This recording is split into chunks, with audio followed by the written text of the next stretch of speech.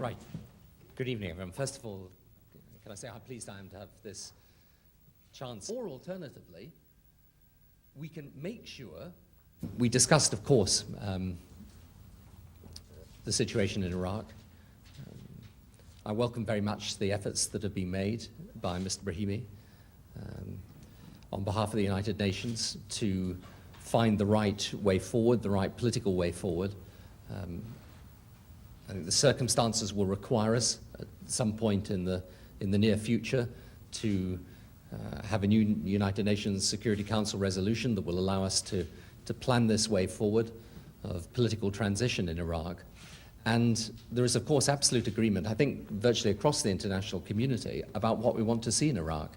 And that is a stable and prosperous and democratic Iraq, governed by the Iraqi people, a sovereign state, whose wealth is the wealth of the Iraqi people, and whose government is the government of the Iraqi people, through which Iraq can make the transition. I think when Mr. Brahimi comes back to report on his findings, we will be able to review his recommendations as well with the Security Council and decide what the next steps would be. But I do agree with you that a resolution may be necessary as we move forward. Human rights, there was no proper judicial process, or alternatively, in respect of the roadmap, I think there's a confusion here. I don't see the roadmap as sidelined at all, I'm afraid.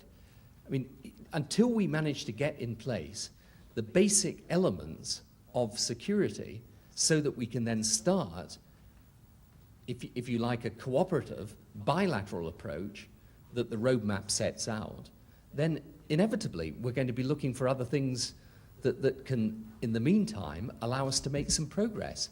And, you know, I mean, I'll obviously talk a bit more about this tomorrow at our press conference with the President, but I don't think we should ignore the fact that if it is the case that the Israelis, albeit unilaterally, disengage from a significant part of the West Bank and from the Gaza, well, that is, you know, quite a big change.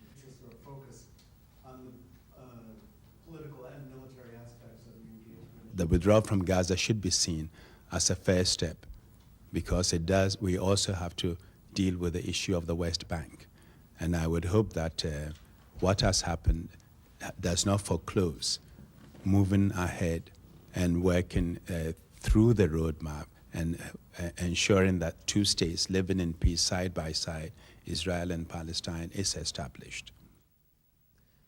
Okay, and we'll probably be seeing you all tomorrow. At least I will. Sir.